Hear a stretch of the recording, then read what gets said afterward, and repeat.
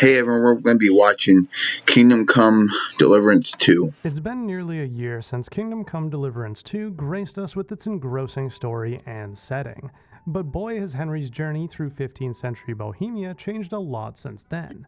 With the Royal Edition of the game, a deluxe offering that includes every piece of content in one neat package out now, we should take a look at everything that's been added since release in Kingdom Come Deliverance 2. The most adventure I was expecting was a or two.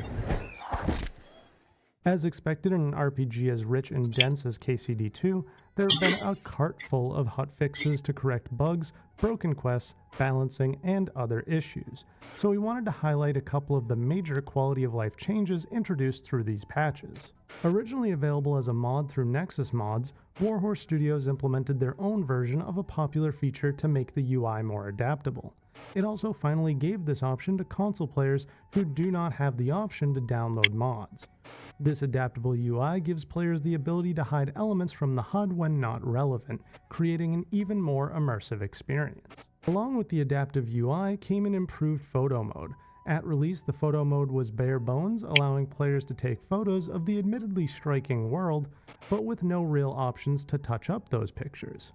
With the improved photo mode came expanded configuration options, including day and time settings, precision controls like depth of field and roll, effects, and much more.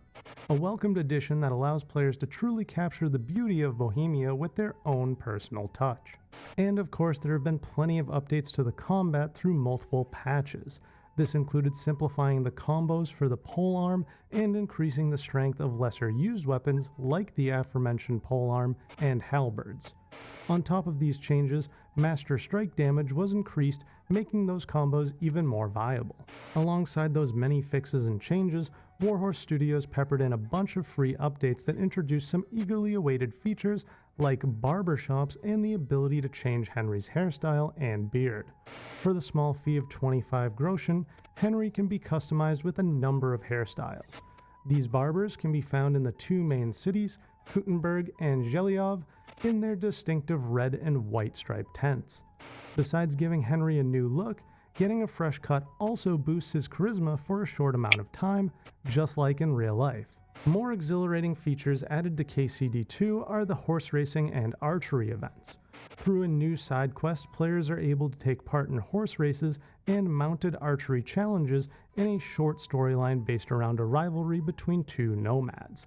Both activities also have their own difficulty settings that can be modified as needed. Speaking of difficulty, while KCD2 launched with no difficulty options, the devs introduced a new hardcore mode that challenges players with more aggressive enemies and limited UI. This creates a more realistic experience with no fast travel or map markers, meaning players need to rely on landmarks and their knowledge of the game world. And if this already wasn't challenging enough, the new mode introduces a bunch of permanent negative traits that players are required to select at the start of their journey. These include modifiers like bashful, which makes Henry shy, limiting conversation options and decreasing speech skill XP gains for the entire playthrough. But Warhorse Studios wasn't done there, as they also expanded Henry's story with 3 paid DLCs, starting with Brushes with Death, a new questline that sees Henry help an eccentric artist who is haunted by a talking skull. Players travel across Trotsky and Kuttenberg to gather materials and unravel the artist's past to help him complete his magnum opus. The most interesting part of this expansion is the new custom shield painting.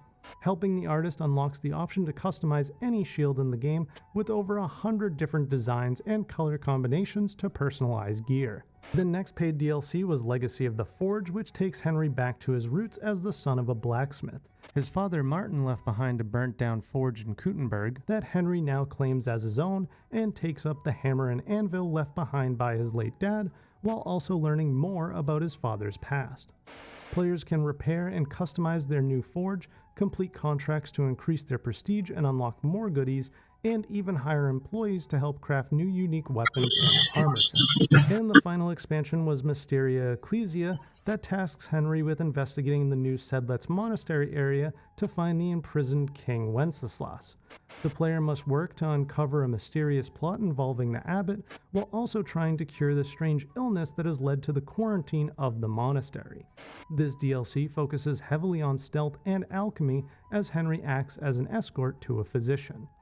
Overall, these 3 expansions alone add over 30 plus hours of content to KCD2, and that doesn't even take into account the free updates and other features added along the way. So that's everything you need to know about what's been added to Kingdom Come Deliverance 2 since launch.